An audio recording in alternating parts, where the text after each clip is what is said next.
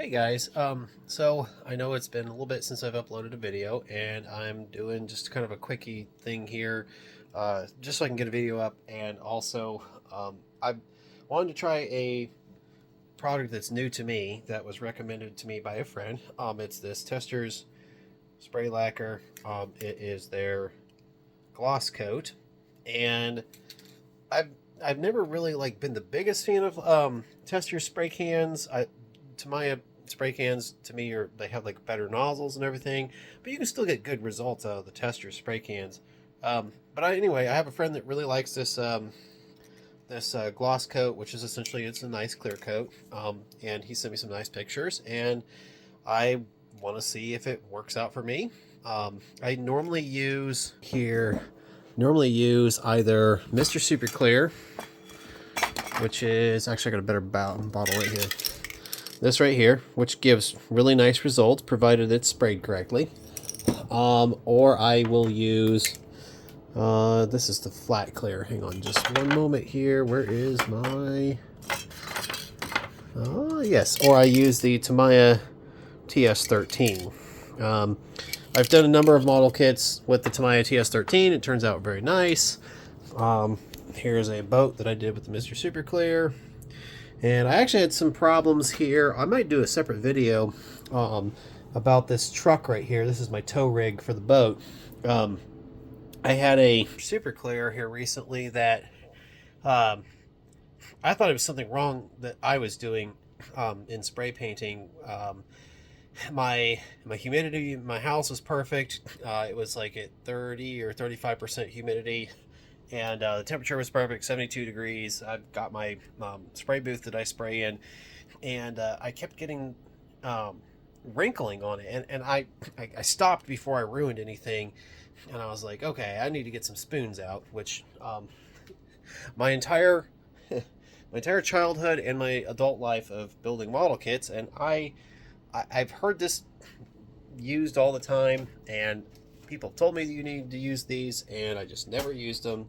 But buy yourself a cheap-ass box of white spoons from Walmart. It's basically similar plastic, and you can do test shots on the spoons before you actually apply that or try applying that paint to your model kit, so you don't ruin a $30 to $50, sometimes $7,500 model kit. With something that with a paint that you're unfamiliar with. So anyway, so I tested the Mr. Super Clear, to make a long story short, on the spoons with the same exact paint, which by the way, that truck and that boat over there are painted with the Testors, which I do actually like these paints, and they're a little bit different than the Tamiya as far as how they lay down, but they still give a very nice deep rich color. You get very nice metal flake, especially if you're going for like that 60s customs metal flakes and stuff. Anyway, so again, to make a long story short, one of my brand new cans of Mr. Super Clear, it wanted to wrinkle up really bad, and this was after proper dry time of the base coat and everything, or the color coat and everything. And it didn't matter what I did; it was just wrinkling so bad, orange peeling essentially. And I put it in my dehydrator and everything. I tried everything, and it just looked terrible. And so finally, I was like, okay, well, I'm going to try this on these spoons, and I'm going to try it on some different paints. It kept doing the same thing. So I opened another bottle of the Mr. Super Clear, which was part of the same batch that I had purchased. And that batch of Mr. Super Clear, that other can of Mr. Super Clear, sprayed perfect. It sprayed just like I remember the rest of my cans of Mr. Super Clear spraying. I'm actually in the process of doing let's see if I can get it. Well, I don't have very good lighting in here, so I'm going to pick this up and move it over here. I haven't really posted anything about this yet. One moment here. So, monogram slingshot dragster here, which this is Testors Arctic Blue Metallic Extreme Lacquers and Mr. Super Clear. This is also, I think you saw my other videos, this is where I used the Revell Chrome Spray that was decanted into my airbrush.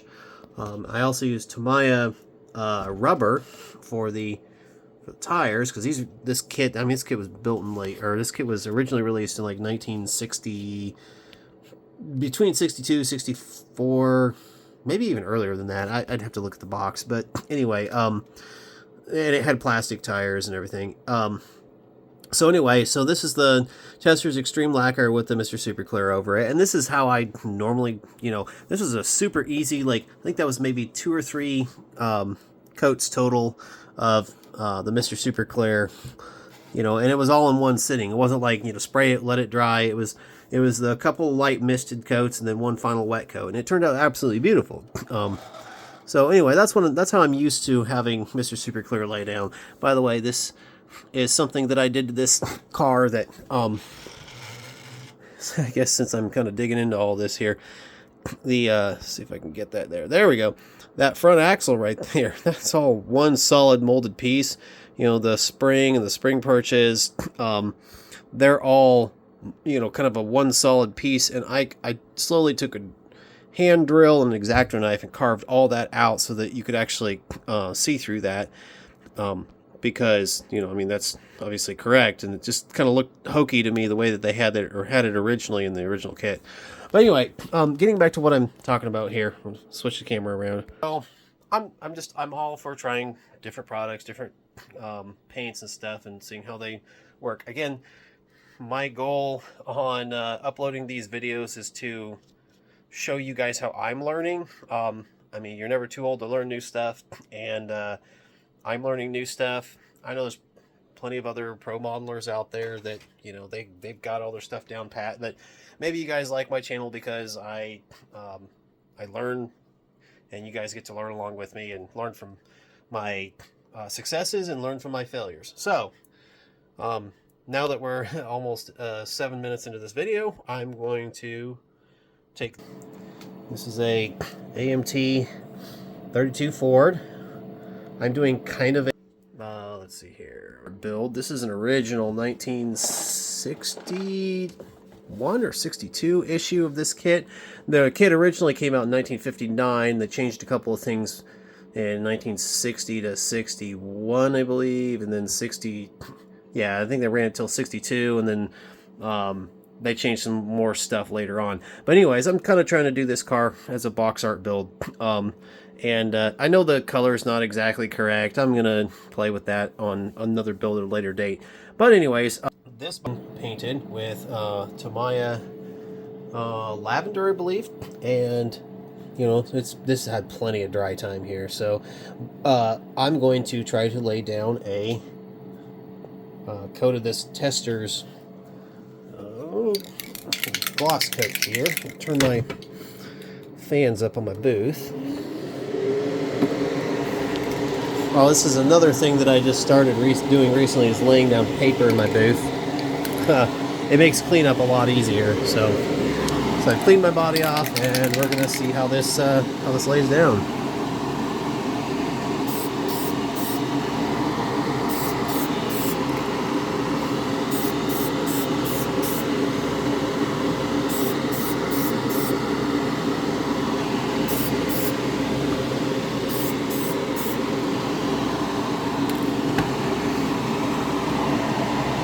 All right. Well, that was really quick. And I'm just checking to make sure I got a good even coat on there. Wow. So, gonna turn my fans down here.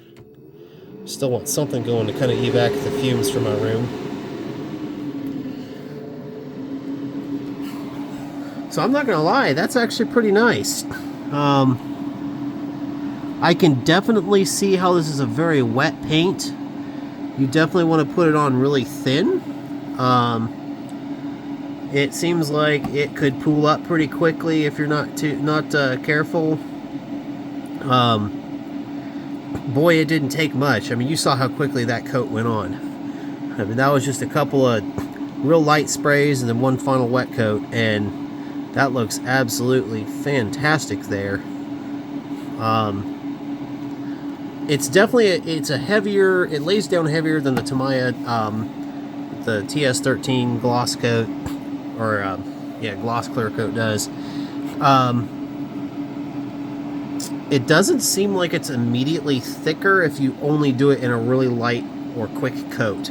If you do too much too quickly, it's definitely going to be way too thick. But anyway, the immediate results on this look really, really good. And it being a lacquer, it does smell different. It smells a little bit hotter. It smells like it's got more solvent in it. So you might be careful with, again, test on some spoons. You know, this is kind of a, this is my spoon. I know that's ridiculous because this is the nice vintage kit, but I do have several of these to play with. But, you know, if you got something you really care about, test on a spoon before laying it down. It remains to be seen how this is going to dry, again, and how it's going to interact with the Tamiya paint. Again, it does smell pretty hot, so that tells me it's got a lot of solvent in it. And it may or may not react with the lower coat, or it may just dry really quickly and we'll be fine. I can touch right here. Sometimes I do that kind of the touch test right there, and yeah, I can feel that it's definitely, it doesn't dry as quickly as the Tamiya, so it's still sticky right here, whereas the Tamiya TS13 probably would not be sticky at this point. It would have dried a lot quicker. So that's both, I wouldn't say it's necessarily bad. It's good in the sense that it dries slowly because it probably has a retarder in it that allows it to self-level and slowly, basically when it hits the surface, you know, it's gonna turn into a wet coat and give you that real nice ultra high gloss, whereas the TS13 dries a little bit quicker, and you gotta really finesse it on there to get this really nice deep gloss because it has less retarder and it dries quicker, so you can get kind of too much of an orange peel deal with the TS13 as it dries really quickly. Again, I've still had really good results with the TS13, but anyway, I'm gonna call this a success for the night. Yeah, you can see it's definitely starting to tack up. So I don't know what the can says here. Let's see what it says on here. It's a little bit too small for me to be able to see here. There we go. It doesn't exactly give a dry. Oh, dries to the touch. Let's see here. Dries to a clear finish. Oh, it doesn't even say really what its dry time is. Anyway, I'm going to guess that, you know, honestly, with any paint jobs, I would give them overnight before you really start handling them. But, you know, like with TS13 or any of the Tamiya paints, really, I mean, you can wait like 30 minutes at most, and you can start gently handling them. I mean, I don't really recommend that because you can still put fingerprints in the paint, but I'm going to switch the camera around. But yeah, I mean, I would say definitely with this Testors, I know it's drying differently than the Tamiya paints does, and I'm going to wait until tomorrow before even attempting to pick up that body for sure, just because I'm not really super familiar with it. But anyways, I will report back on another video. I still got to do the grill shell and a couple other pieces on this car, and I mean the good news is that used next to nothing of that little can. I know a lot of people complain about these small cans. They like to use, you know, department store paints, Rust-Oleum, Krylon, you know, that sort of thing. That's fine if that's the kind of stuff that you like to use. These do have better nozzles. Now, something I did learn recently is that graffiti artists actually use different nozzles on their store, you know, like department store paints and stuff. I guess there's a place where you can buy different types of nozzles with different spray patterns. So that's something I'm going to look into at some point. But I do know that, like, right out of the gate, you know, Tamiya paints, they have a really fine mist pattern. Their spray nozzles are fantastic. So anyway, I will do a different video once this is completely dried. I've got some other stuff to do, and we'll go from there. So anyway, I hope you guys enjoyed this video, and again, I'm still learning, and hopefully you guys are learning along with me. Any of you pro guys that are watching this, feel free to leave your tips in the discussion section or something like that below, and maybe I'll see one of you guys at a model car swap meet or show or something like that. gonna try to get more involved in that later on this year. So I don't really like showing off my work. It's not really like why I build models. I really build it just for fun, for my enjoyment. But I definitely like interacting with people and talking about the stuff and the history of the model kits and the history of the cars and, you know, vehicles and stuff that I build. So anyways, I'll catch you guys on the next video. Thanks. Bye.